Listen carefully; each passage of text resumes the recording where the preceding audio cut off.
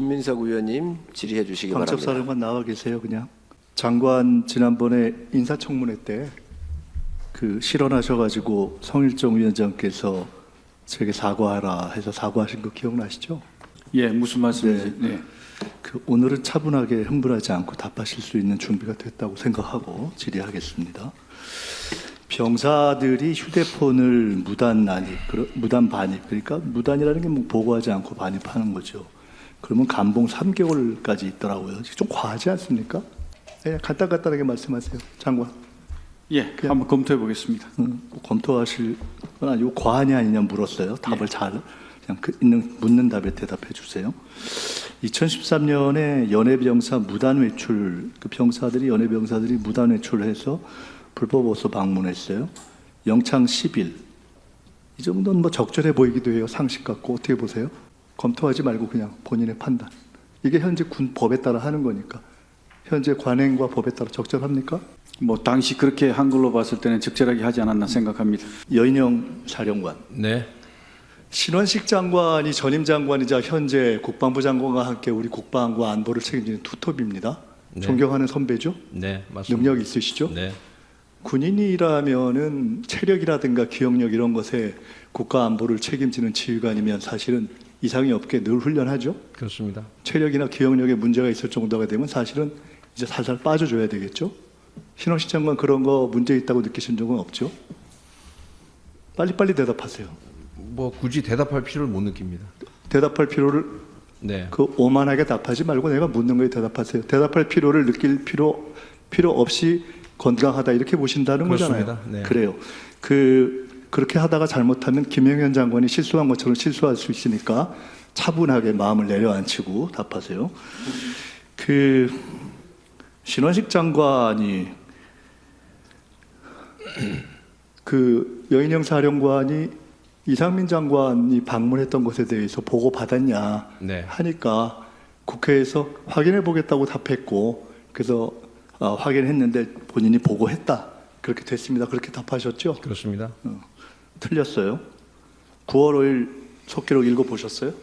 9월 5일 속기록도 받고 동영상 클립도 자, 받고. 속기록에는 알고 계십니까? 하니까 신원식 장관, 지금 여인영 사령관께서 그 기억력과 체력을 인정하신 신원식 장관이 한 번 보고받은 바 없습니다라고 했고 그 다음 다시 질문하니까 보고받은 거 없습니다라고 2번 얘기했어요. 자, 신원식 장관의 그리고 확인해 보겠다고 잠깐만. 말씀하셨습니다. 그다음에 뭐라고요? 확인해 보겠다고 말씀하셨습니다. 대한민국 정치 검찰 닮았습니까? 왜 본인이 답하고 싶은 걸 잠깐 가만히 있어요. 내가 속기록 그대로 묻잖아요. 전 동영상 클립까지도 잠깐 보고 말씀드리는 겁니다. 보고받은 바 없습니다라는 소식 속기록에 있는 걸 확인했어요, 안 했어요? 다 보고 왔습니다. 보고 왔죠? 네. 보고받은 바 없습니다라는 걸 2번 했죠? 확인해 보겠다는 말씀도 끝에 하셨습니다. 그거는 본인이 거짓말을 하기가 상당히 민망해서 그랬다고 우리는 판단하고 있어요. 그러면은 통상적으로 정상적인 지휘관이라면은 내가 보고받은 것이 기억나지 않는데 확인해 보겠다 이렇게 통상적으로 하죠. 이렇게 명료하게 저는 보고받은 바 없습니다라고 얘기하기는 쉽진 않아요. 자, 지금 첫째는 이상민 장관 방문 문제고 두 번째는 여기 앉아 계신 김영현 처장 당시에 세 사령관이 모였던 모임에 우리는 불법 비밀 모임으로 보고 있고 그쪽에서는 정상적이고 전 정부에서도 있었고 보고했다 이렇게 얘기하는데 우리는 전 정부에서 없었고 정상적이지 않고 장관이 보고받지도 않았고 그냥 그때 우리가 물으니까 구두 보고했다고 답했다고 보고 있어요. 그런데 자 어쨌든 그러면은 공무였죠. 공무. 어떤 게 공무라고 말씀하시는 겁니까? 경호처장 공간에서 모인 거. 당연히 공적인 모임입니다. 당연히 공적인 거. 네. 운행일지 쓰죠. 공적인 지휘관의 동선은 다 운행일지에 기록되잖아요. 제 차량을 말씀하십니까? 그럼요. 네, 운행일증 기본적으로 갖고 있습니다. 운행일지에는 당연히 그때의 모임이 나와 있겠죠. 운행일지에 대해서 말씀드릴 수 없습니다.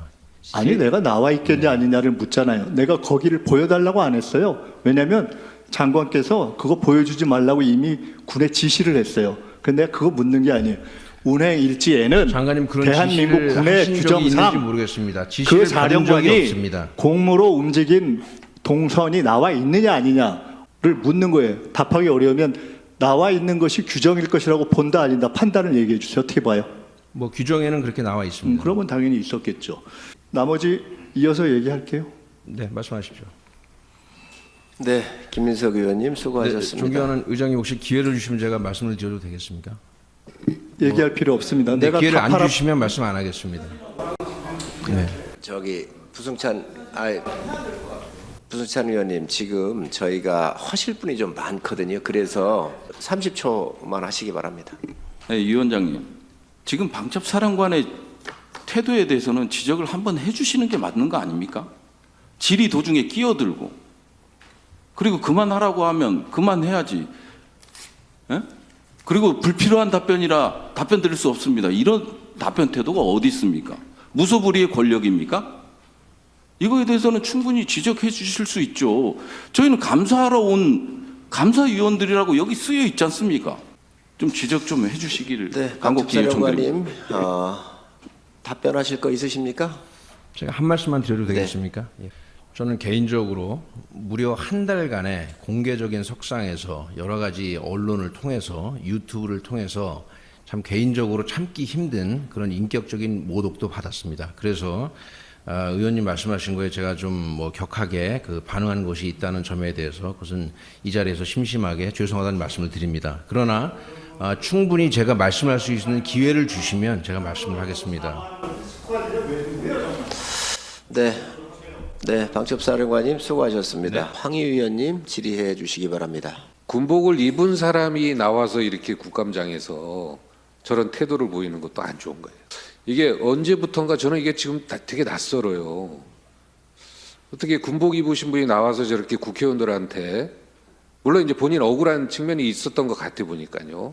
한 달 동안 막 그래도 그러면 안 되죠. 그럼 뭐하러 군복을 입습니까?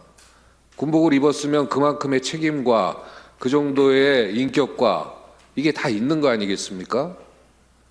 그걸 와가지고 여기서 한 몇 분 이렇게 얘기하는 거를 그렇게 못 참고, 이건 저는 장관님 책임 같아요. 장관님, 이 분위기 잘 좀 관리하셔야 될 것 같아요. 예, 존경하는 황 의원님 이거는 존중합니다. 진심으로 제가 예, 존중하지만 이야기입니다. 동의하진 않습니다. 아무리 군복을 입어도 할 얘기는 해야죠. 저는 그렇게 이제 생각합니다. 그러니까 경험, 뭐 나이는 제가 더 어린데 정권의 경험 많은 사람 이야기니까 뭐 듣고 안 듣고는 장관님 생각이고요. 군복 입었다고 할 얘기 못하고 가만히 있는 건 더 병신이라고 생각합니다.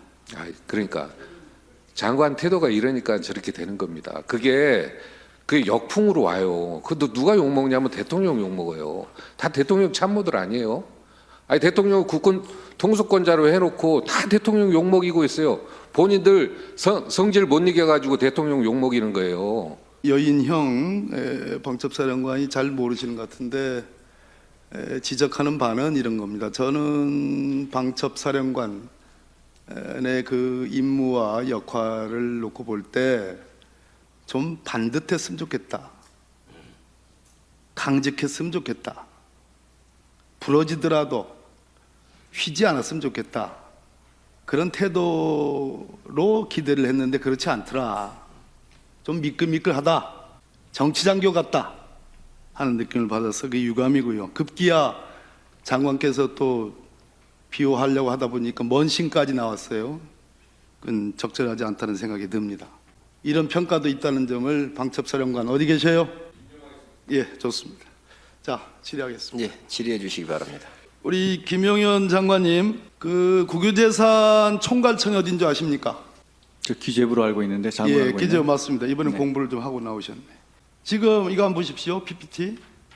다 아니다 하다가 딱 큰 소리로 우리 장관께서 답변한 게 있습니다. 외교장관 공간으로, 육참총장 공간에서 외교장관 공간으로 관저 대상지를 변경한 것은 TF 부팀장 실세였던 내가 결정한 것이다라고 했어요.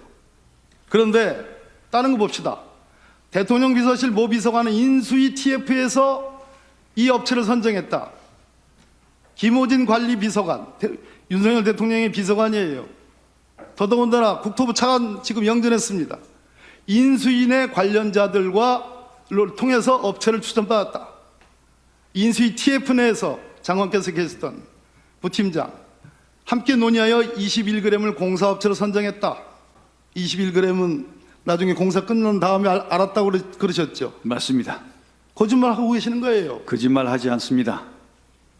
사람이 거짓말할 수도 있지요. 그러나 그렇지 않습니다. 장관은 머릿속에는 거짓말이 아니라고 그렇게 주장하실지 모르지만 객관적인 지표는 모든 우리 허영 의원이 지적한 것처럼 모든 절차 위반의 근본적인 원인은 당초 육참 총장 공간으로 관저 이전을 한 게 아니고 갑작스럽게 김건희 여사의 부탁을 받았을 게죠. 갑작스럽게 외교장관 공간으로 관저 대상지를 변경하는 것에서 모든 절차 위반의 근원이 된 겁니다.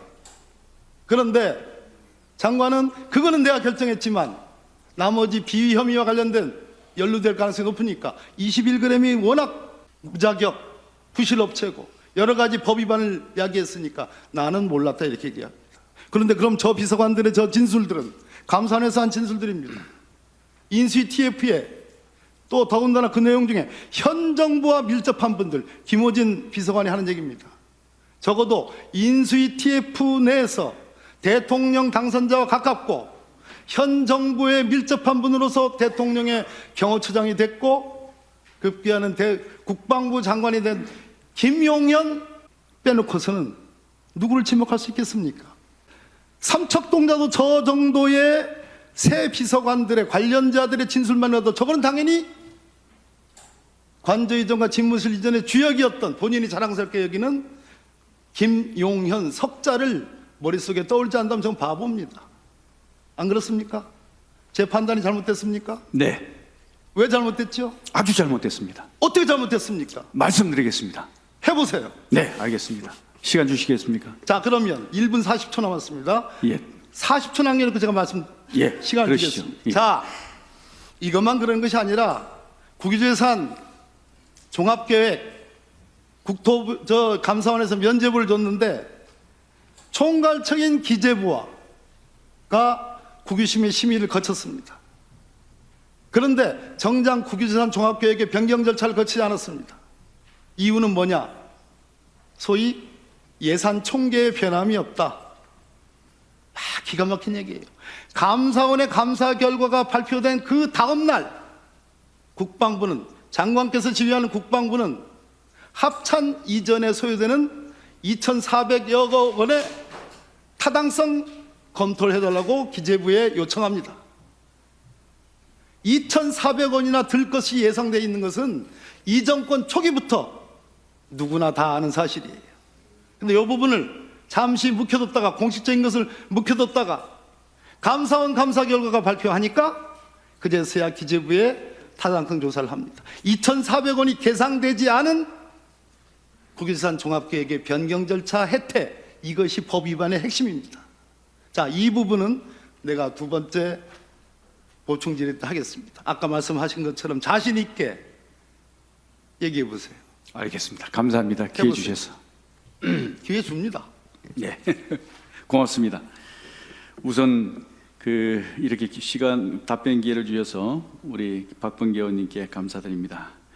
육군 총장 공간을 원래는 쓰려고 했죠. 대통령 관저로. 그래서 그 공사를 시작했습니다. 시작하는 과정에서 리모델링까지 시작을 했습니다. 하는데 일주일 만에 문제가 생겼습니다. 어떤 문제가 생기느냐? 갑자기 비가 왔는데 비가 곳곳에 새기 시작했습니다. 그래서 그 빗물을 어떻게 하면 막을 수 있을까 고민하다가 전문가들 불러다가 안전진단을 시켰더니 이 빗물을 막으려면 다시 공사를 할 수밖에 없다. 무슨 얘기냐? 너무나 오래된 건물이기 때문에 60년 가까이 된 건물이기 때문에 이걸 그대로 두고 누수공사를 해봐야 아무 의미가 없다. 그래서 그 공사는 할 수가 없었습니다. 그렇다고 해서 누수가 되는 곳곳에 물이 새고 있는 그 공간을 대통령님께 쓰게 하는 게 맞느냐? 맞습니까? 아니잖아요. 그래서 제가 장관님, 그렇기 때문에 그것이 뭔가 안전 변경에 들어가려면 의원님, 박범계 의원님 정리해 주시고요. 장관님 마무리해 주시고 또 네. 부족한 부분은 의원님 말씀 존중합니다. 보충 질의해서 하지만 하시기 바랍니다. 인정하지 않습니다. 그래서 그 상황을 극복하기 위해서 고민하다가 대통령께 보고를 드렸습니다. 제가 결정한 게 아니잖아요. 제가 결정 사항이 아니잖아요. 보고를 드렸더니 대통령께서 그러면 어떻게 하느냐, 대안이 뭐 있냐. 그래서 외교부 장관을 쓰시는 것을 제가 건의드렸습니다. 그래서 외교부 장관을 가보신 겁니다. 가보시고 나서 외교부 장관을 둘러보시더니만 대통령님께서 가셨죠. 네. 보시고 그러면 그 외교부 장관 공간을 쓰는 걸로 하자. 네. 그래서 그 결정을 최종적으로 해주셔서 그걸로 옮기게 됐습니다. 근데 이 옮기는 과정에서 공사를 하는데 또다시 문제가 생겼습니다. 무슨 문제가 생겼냐? 이 공사를 리모델링 하는데 감독을 제가 하면서 제가 실제로 목격을 했습니다. 뭘 했냐면 리모델링 하면서 벽체를 다 뜯었는데 벽체 구멍이 덤성덤성 떠 있었습니다. 이게 왜 그러냐? 업체에다 나무를 했더니 그게 아니고 이게 55년 된 건물이다 보니까 벽돌이 중간중간에 다 빠져나가가지고 이대로 공사하면 안 된다. 그래서 어떻게 해야 되냐 했더니 안전진단 다시 해야 된다. 해서 안전진단을 하려고 1달 반 더 걸렸습니다. 그래가지고 저 말씀드리겠습니다. 1달 반 동안 안전진단을 하고 그러고 나서 다시 공사를 시작한다고 늦어졌고요. 그리고 그 과정에서 이게 정말 참 대통령님께서 머물러야 된 관저가 이게 55년이 넘은 이 참 누추한 곳에서 모셔야 되는지 제가 참 불안했습니다. 왜? 언제든 무너질 수 있으니까. 박범계 의원님 보충 질의하시죠. 박범계 의원님. 박범계 의원님.